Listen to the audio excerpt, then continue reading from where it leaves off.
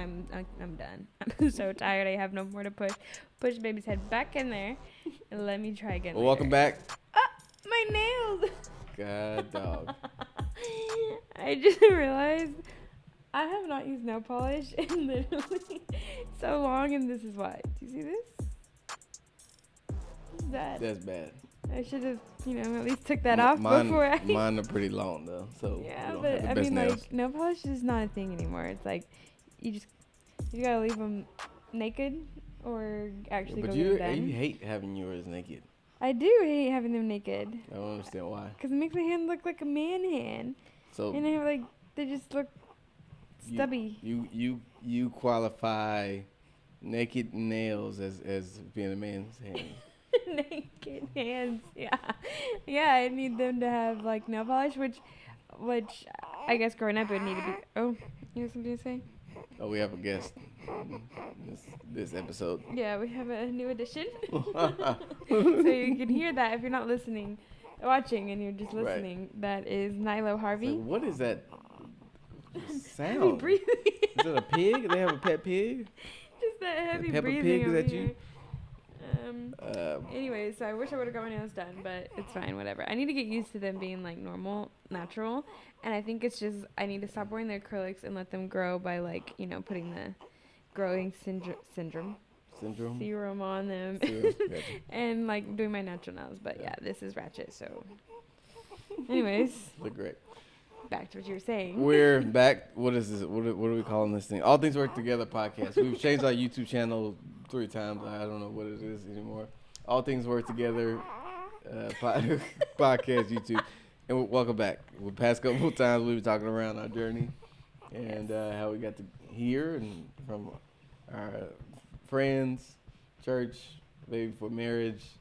We recorded one pandemic. That was like the aftermath of everything, kind of like where we're at now. Oh yeah, I don't know what we talked about in that, but yeah, I don't even remember what we talked about in that one. But that one, we can record that one. We posted that one. I think so. Okay.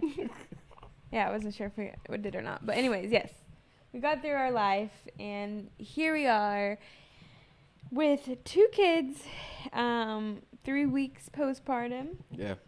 Got a little baby. 3-week-old in here, Nilo Harvey. Nilo Emmanuel Harvey. Nilo Emmanuel Harvey. That's him. Yep. He is that. Fun fact, his name is the first Nilo in the U.S. Do we have actual proof of that? I mean, I don't know. According to Social Security website. You've been hanging your hat on that. I'm pretty sure it's the thing. I need to confirm. But where was your source? Social Security website, administration, whatever thing. Popped up. It was the ssc.gov.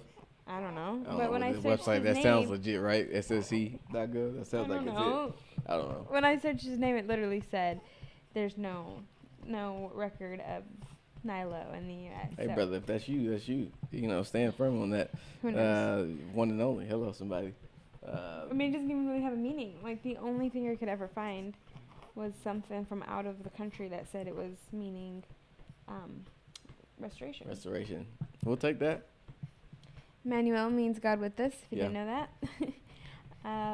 So, yeah, restoration. Absolutely. I think it speaks to our seasons of life, names of our names of our children. We have children. Children. That's kids. Wild. Kids. Multiple. With a Z.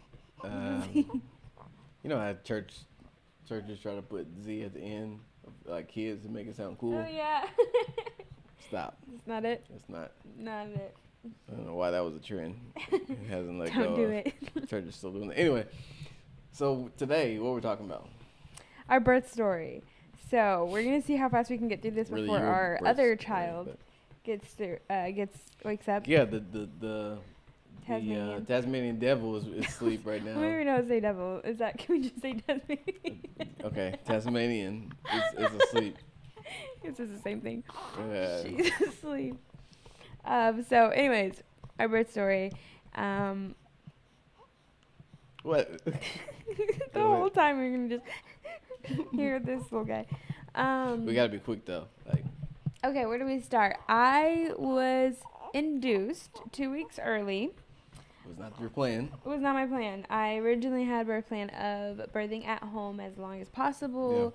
I have a doula, you know, just being here until that moment where I just knew, okay, it's time to transition and make it to the hospital. Hopefully not have the baby at home type of thing. I wanted to have a home birth in general, so like when I ended up just making the decision of having it at the hospital, it was like, well, we'll just labor at home as long as possible. So that was my goal.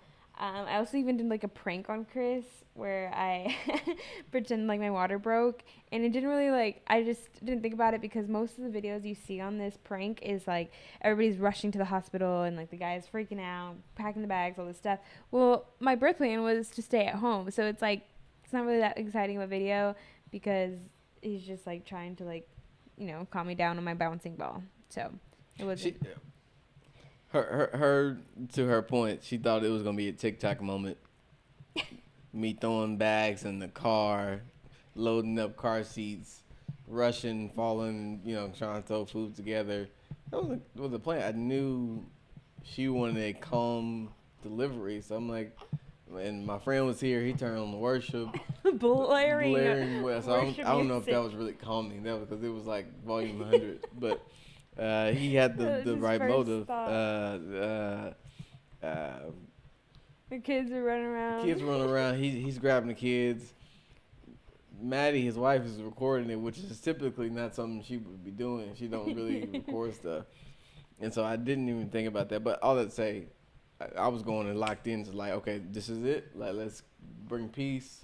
If this happened, I'll get the bags. We don't have a bag. We're not ready. We didn't even have a backpack. I'm going to have to let me call my parents and tell them to slide through. At that point, I knew, okay, he's about to call his parents. I have to tell him, like, this is a prank. And then I got and that's how I had to tell him. I was like, okay, that was a good practice run. It's like, what? But, so not even our practice run was able to, like, that didn't even happen. What happened was... I'm sorry, it was funny. You pranked me with your water breaking. I thought you accidentally peed. Oh yeah. And you know, peed on yourself, and you like water broke was like a cover up because we had friends there, and you were embarrassed. It's like it took me a minute for me to catch on to like really the actual idea of I peed my pants. Prank that like I'm going to labor. It's like, oh snap, this is really happening. I thought you was capping that you really peed on yourself. I was embarrassed. And you were embarrassed. And no, you really was saying that your water broke. And but cool man, I thought you just peed on yourself, and you was like, I'm embarrassed to tell these people over here that I peed on myself. We'll see if we post the video or not. It's probably bad lighting, all the things, but it was just a funny moment. Yeah, go ahead. But anyways, what actually had happened was 2 weeks before his due date, what day was that? Monday. Yep. Monday, early morning, like 5 a.m., 2 a.m., I can't remember. I woke up with, like, just really sharp pains in my chest. Like, I literally couldn't breathe, and I got really scared. Rushed to the restroom, just kind of was trying to, like, breathe and figure out what was going on. Was able to calm down because I've been doing hypnobirthing, so was just trying to use that moment as like, okay, let me practice breathing in the middle of like freaking out. So I was able to calm down and just went back to sleep. I don't know what the heck that was, if I was like having anxiety or just, I don't know. I have been struggling with high blood pressure that whole like month. And with Nelly, I had high blood pressure probably around month 7, and the doctors didn't care. They never paid attention. Every time we would tell them like, hey, I had high blood pressure, my mom would freak out and say like, you have preeclampsia. The doctor didn't really care. So this time around, I thought I was like in the clear up until the last like couple of weeks where it really started like spiking my blood pressure. So I still didn't really think anything of the high blood pressure. I thought I could still have my normal birth plan. But that moment of like my chest, it literally was like, okay, something's wrong, but let me just try to sleep through it. And then again at like 8 a.m. is when it happened really scarily, like for at least 10 minutes where I was like, okay, I think this has to do with my blood pressure. I think my body's trying to tell me like something's wrong. Because I'm usually the type of person that's like, I'm okay, let's just keep going. And I'm not gonna, like, I don't take too much medication or like hospital visits, stuff like that. I don't like that. So I'll just try to like calm down and then figure it out later on, I guess, and hope that it just goes away. And so when it happened again, I knew at that point like something's wrong. So I'd called my OB office and let them know what my blood pressure was. It was like, I think 158. Was it 158 or did it get to 160? No, it was 158. Okay, 158 over 99, I think. So it was really high, and it had been spiking and not going back down. So it just kind of stayed up there. And they like had to take a moment to give me a call back. So the nurse then called me back and was like, okay, immediately go to the hospital. And they had told me at my appointments before, when I would tell them, hey, I have high blood pressure, this time around, which the second time, it was kind of weird. They actually did seem like they cared. And maybe it was because of what happened the first time around. I got hospitalized for a few days because it was a week later after giving birth. I had high blood pressure, and that one was like really scary. I could have had like stroke or something. I don't know. It was really scary. So I think telling them this time, hey, I have high blood pressure, they didn't say it was preeclampsia, but they were just like, okay, if this happens, go to the hospital because most likely they're going to induce you. So we already had that in our mind of like, if I have high blood pressure and they send me to hospital, we're going to be there to give birth. So when she said that, I was like, crap, we don't even have a hospital bag packed. At this moment, like, it's 2 weeks before the baby comes. Why don't we have a hospital bag packed? We're blaming each other. You don't have a bag packed. I don't have a bag packed. Whose job was it to pack this dang bag?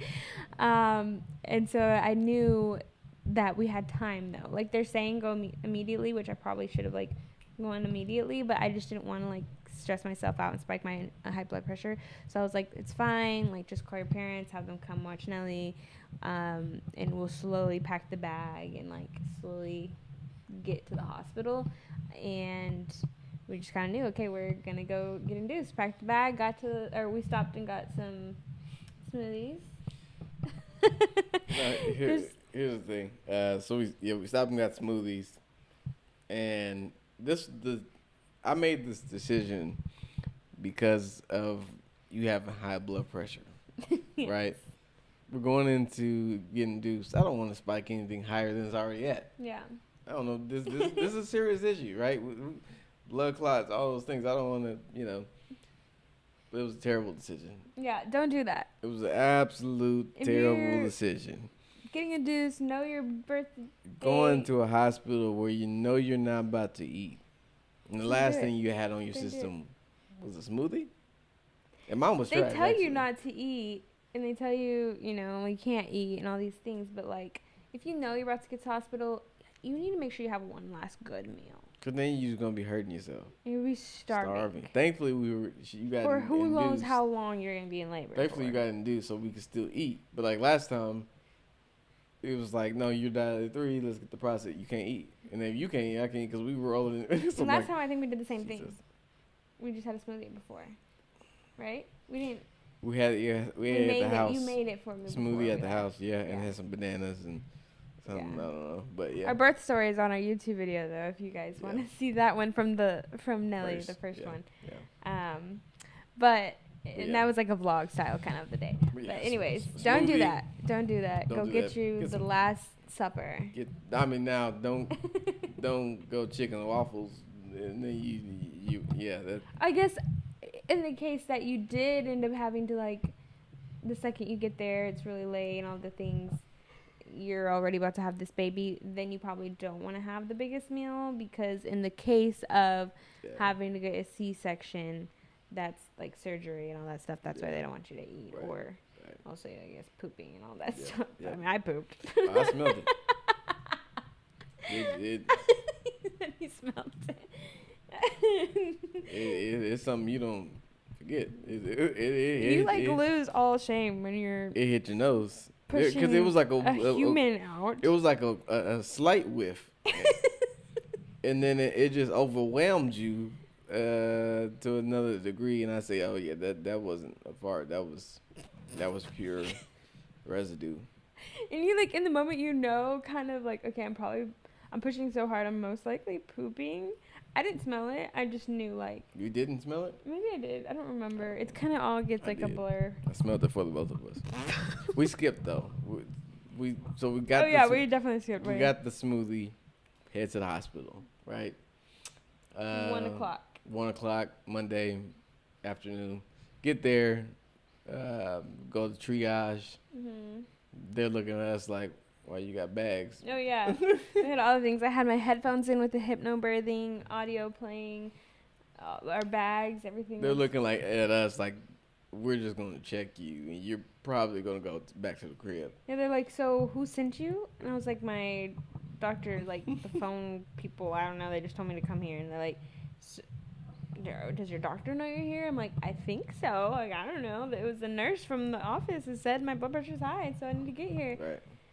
She's like, well, I don't know. You might not stay, but we'll get you in the process. Let me call people and all this stuff. So we're, like, waiting around in this waiting room. Like, okay, we don't really... Which I understand the process of, like, hey, we're not sure if you're going to stay. But it was just how her attitude, or how she looked at us was like, y'all think y'all know what y'all doing.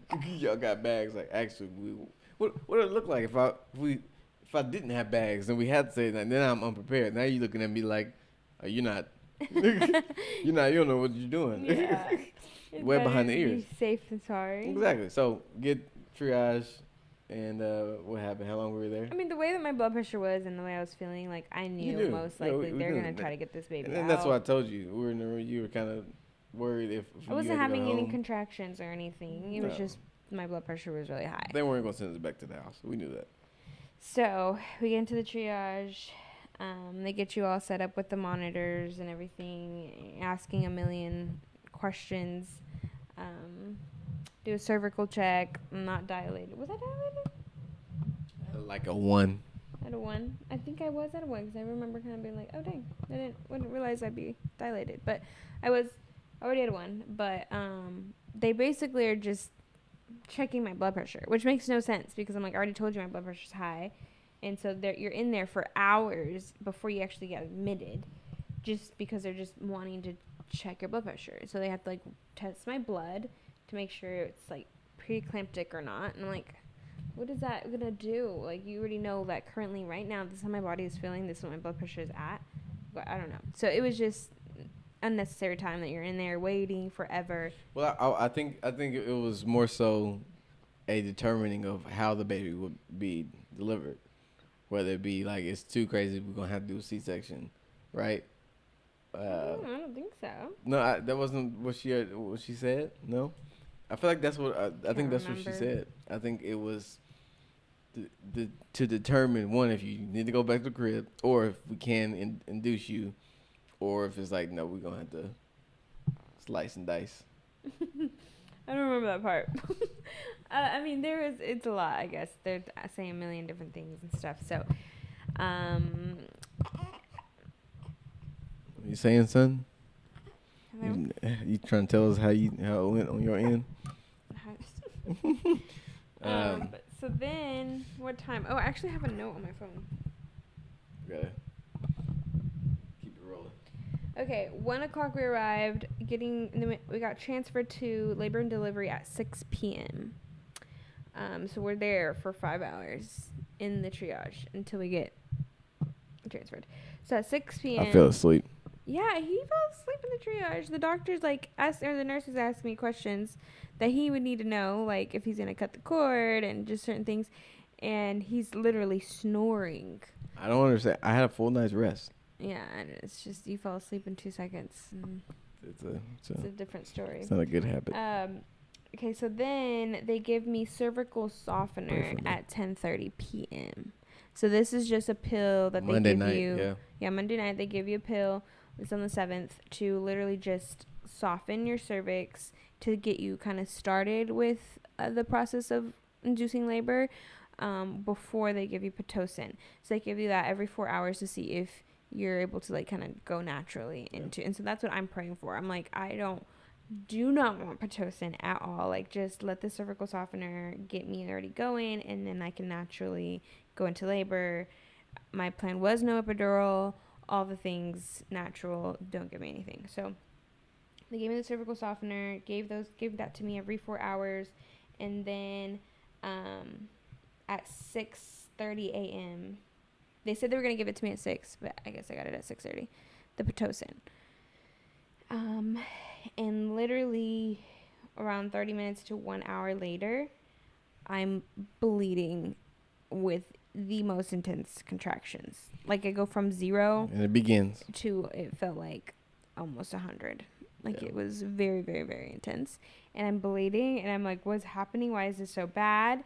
And I was not prepared for, and I knew pitocin was gonna like make your contractions more intense, but I mean I went from like literally nothing, and I feel like that's just kind of why our body gradually gets to a 10. Like you don't just go into labor and like deliver a baby. Like I think the way God created it is to like prepare your body for what's to come and gradually stretch it so your contractions get more intense and more intense. And the pitocin, I don't know, the level that they gave me was only, I think I started at a 6, the level, but it was a lot for me. And I was bleeding and my mom was there. I'm calling my doula. My mom drove actually that night from Texas and got there I think at like 2 a.m. but stayed in the car until they were gonna start the process, and then she came inside.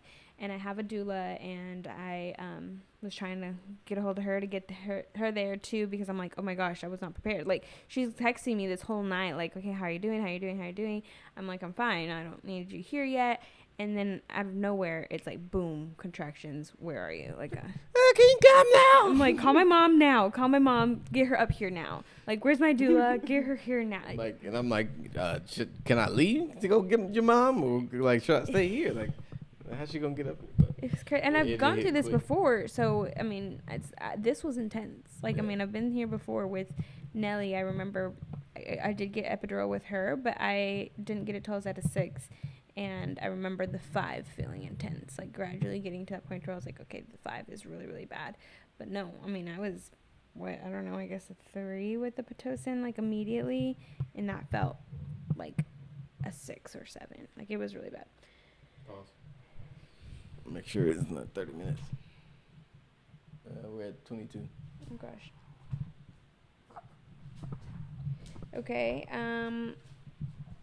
so once I got to a 6, which was probably like an hour later, it went by really quick. I got to a 6 at around 8:30, and I asked for that epidural. Give me the epi. And I told him beforehand, like, I'm going to give you like a safe word.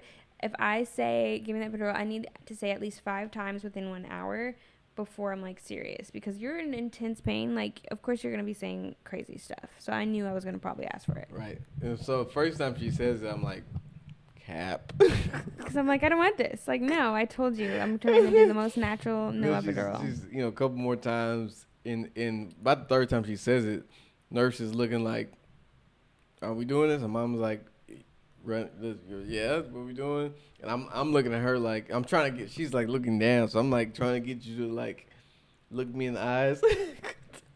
Before I'm trying to get like a. I mean, he's silent this whole time. Yeah, because I'm like, I know you asked me to this. I'm not saying, hey, go get her the epidural. She said it. I'm like, nah, she ain't there yet. No, it felt like I was already at a 10. But the 3rd time you said it, then the nurse was like, okay, if you want it, it's going to take 20 minutes because we got to put IV in your system before we give you the epidural. That's going to take about 20 minutes to get in your system. You already had dilated at 7.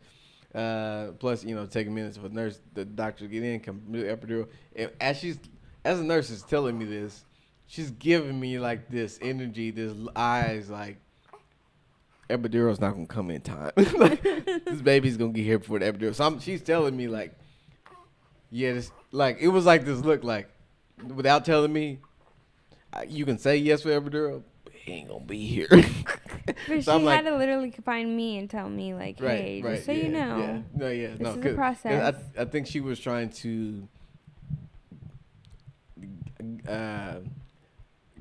get straight to your ear, avoid from like my opinion or like your mom or the doula. She's like, hey, what do you want to do? Yeah. Which I appreciate. Yeah. I think you probably appreciate it as well. But also I'm like, she asked me to say it 5 times. I'm like, should I say yes? Should I say no, but also I feel like the nurse is saying like it don't matter what you say, it's not gonna come in. Baby gonna get here before the epidural comes. So I'm like, yeah. No, I mean, of course, I didn't know the process of it because with last time, it was I got it at a 6, the epidural at a 6, and everything just it was hours long. The way I gradually went from a 3, I was at a 4 forever, got to a 5 forever, finally got to the 6. I was like, give me that epidural. With the epidural, it was like hours before I got to 10. Even at a 10, Nellie was not ready to come out. Like, she was not coming down. So I just, you think about your first birth, and I'm like, I don't care if you're saying I'm already at a 7 and it's going to take this long for the pitocin. My mind is still going to take, we still got hours to go. Yeah, I'm like, no, like, I don't care. This is like the worst pain in the entire world. I can't go through another couple contractions like this. Like, give it to me. So, and everybody kept saying, like, you're going really fast. It's going really, really fast. And even in my mind, like, it feels forever. So it didn't feel like in 1 hour I went from a 0 to a 7. Like, it didn't seem like that. So it was, or from a 1 to a 7. So it was a lot happening very, very fast. And I just was like, I don't care. I can't go like this for another however many hours. So I said yes. They ran the IV first. And then she was like, also, you have to stay still. And my contractions were hitting like back to back to back so hard, so intense. And I had like no break. And I feel like the first time around I had breaks in between my contractions. So that was just kind of crazy too. But finally they go in there and they like lowered the pitocin level because I was like, this is too much. This is crazy. And my mom's freaking out because I'm bleeding. And she's like, you need to get this baby out. And she's like, yes, let them pop your water. And I'm like, no, don't pop my water. Like, wait, it was just a lot. And I knew I wanted to still go as kind of close to my plan as possible. Obviously, they tell you to call it preferences because it's not, it's a plan, things change. So I knew that was going to happen. I knew, obviously, this was not my plan. But it just was like, okay, let me gradually choose. Like, I'm believing that the Holy Spirit's going to let me know. I mean, God's given our body this, like, super crazy, ability to birth a baby that we would know, how we just, I know, and just mother instincts. I don't know. Okay, so we have I'm at a 7, and I'm going really quickly. Like, she kept trying to ask for cervical checks, and cervical checks are intense. They go all the way up there trying to fill the head. And I just kept saying no. Like, when the baby is ready to come, the baby's going to come. Like, I don't want to know where I'm at. My mom keeps saying, yes, like, you need to find out. So we popped the water. That makes them even more intense. And then she's checking me constantly. It felt like back to back. I'm like, why? You, like, just checked me. And she's like, it looks like you're, like, about to have this baby. And I'm like, no, you just checked me. And so then she checks me again. And she's like, you're already at a 7. You're already at an 8. And I was like, I don't care. Where's this epidural? And I can kind of hear them in the back, like, well, the epidural is, you're moving really fast. Like, should we call the doctor? And so I go from, I was at all of a sudden, I'm like at a 9. And she's like, okay, we need you to turn around. We need to check you one more time. This was right before she found out I was at a 9. We need to check you. And I had, like, right before I was at this 9, I'm like hands and knees laying on the bed. And all of a sudden I have like this urge of like pushing. Like, I'm not pushing. My body is literally just like, and I'm like feeling it down there, just like open. 1, 2, 3. It's like, what are you doing? I was like, what is going on? And it felt like the baby was, and I was at this point, I was like, oh, it feels too fast. I feel like you just told me I was at a 7. Like, no. So she's like, you need to turn around. And I'm like, I don't want to turn around. She's like, we're getting this baby out. So she has me turn around. I'm trying to get off of this bed because I don't want to be on the bed. I don't want to be laying flat. I want to be at least propped up. And she's just like, no, I need to check. We need to be able to see you. We need to lay you down. Putting your legs up. Give me your legs. And I'm like, no, I'm not giving you my legs. It was a lot. Finally, they put my little legs in the stirrup. And it was just basically, I'm already at a 10. Or I felt like I was still at a 9, but I don't know. I guess you go from a 9 to a 10. I don't know. Yeah, well, start pushing I think at a 9. when you got on the bed to get ready in that position, you were at 9. I guess as you push, you can make it a 10. Yeah, I don't know. I don't know what, I can't remember. It was a little different. I mean, obviously a lot different. There was when you got on the bed, you were at 9, and from when you were at a 7 to 9, 10, it was only like 15 minutes.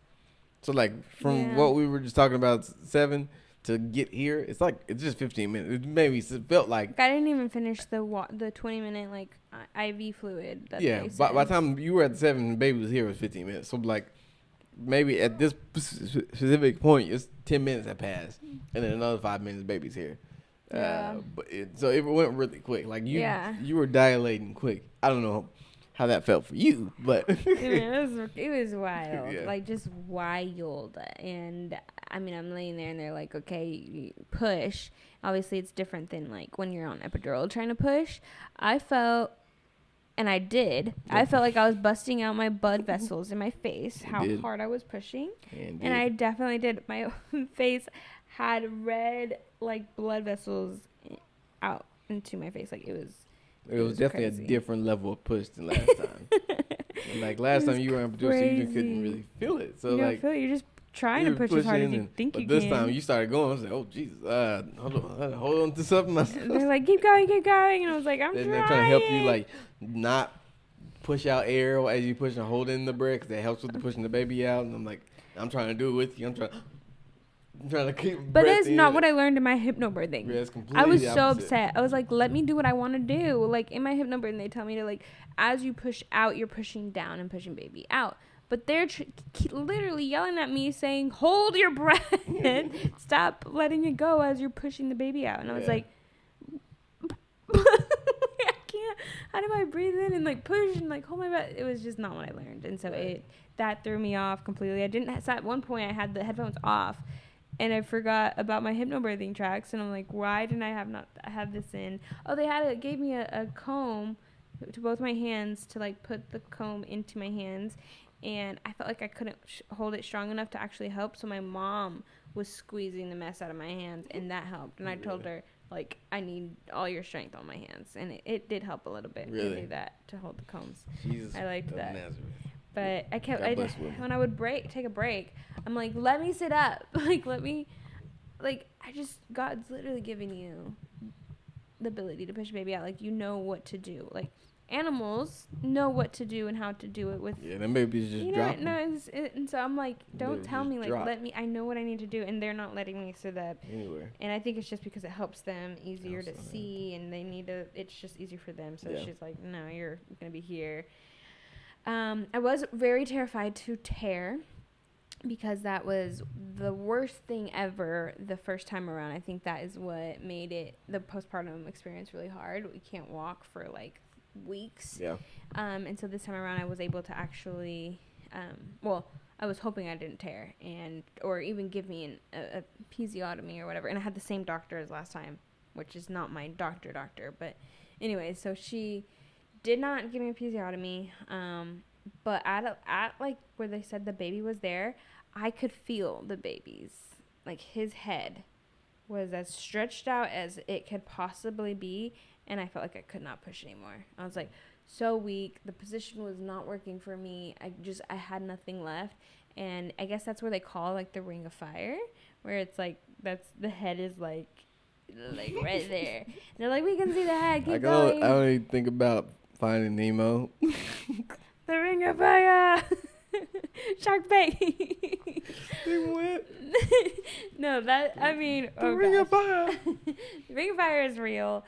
I literally at this point was like, push the baby's head back in. I can't do it anymore. I'm done. I'm so tired. I don't care. It seems like to y'all, like, oh my gosh, it's going by so quickly. It's great. You're doing great. I'm like, no, I'm done. I'm so tired. I have no more to push. Push the baby's head back in there and let me try again later. Because I couldn't do it again. And I felt like at that point, like my whole entire body is about to just split open because it's so stretched. And so finally. It would have been bizarre. Like if your body just, you know how it manifests, like the last episode, you know, the body just start cracking and dissipating. Like what if that happened with you? Like it just pushed so hard, I'm just cracking. Yeah, no. Anyways, I pushed the baby out, and they had told me to push again, and it's just a really weird feeling. Like I felt everything this time, and it was just crazy that I could feel like the baby's head coming out and everything and all the stuff. I had to push again to get like his shoulders out. Like I didn't know I had to push like even harder to get that part out too. Yeah. So then they get him out, and they lay him on your chest, and it was a very crazy experience for that, like that whole part of it, like after birth, because he actually got laid on my chest, and the first thing I'm doing is listening to his breathing. With Nelly, like that was the first thing I knew. Like I feel like just God, I guess, gives me that mom instinct to know like something's wrong with my babies. The doctor didn't know.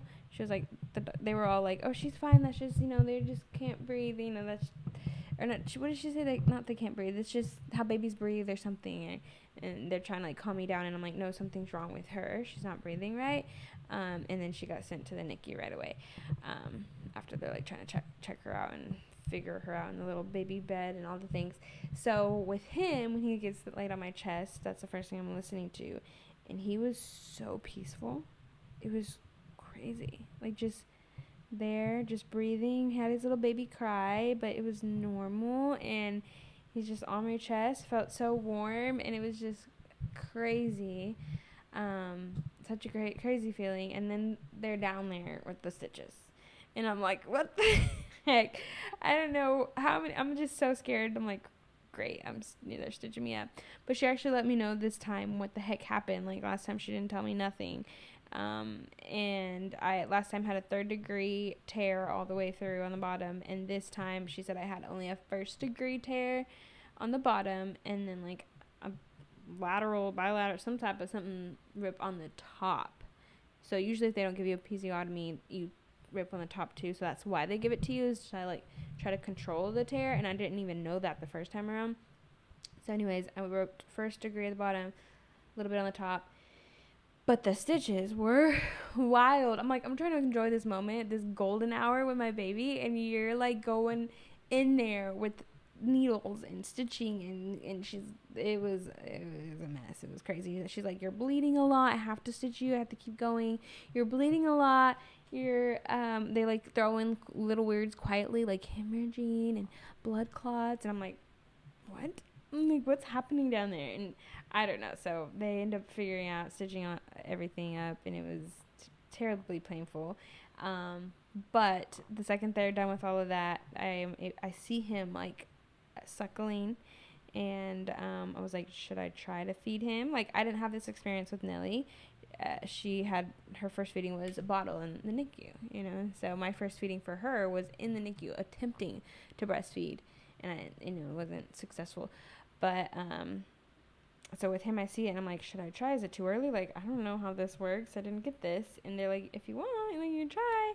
The second I tried, he was like like grabbed that nipple and never let go. It's like a magnet, like it coming by. It's like, it was literally like that. Like you just sucked so hard, and our nipples were just so sore, and it was terrible, but also amazing at the same time. Yeah, that man was ready. He was so hungry. He was hungry. He was like, yeah, this is exactly what I've been waiting for 9 months, 10 months.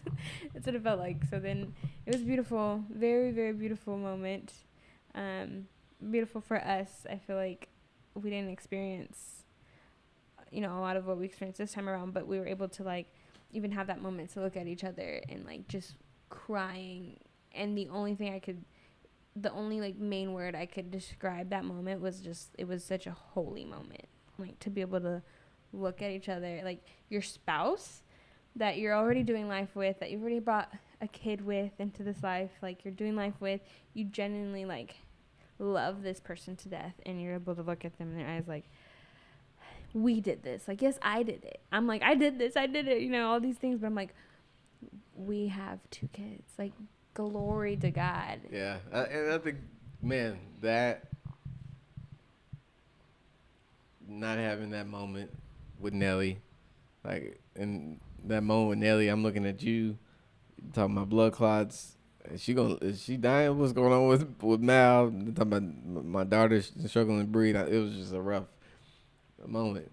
To your point, it was peaceful, and so our daughter's awake, so we gotta finish.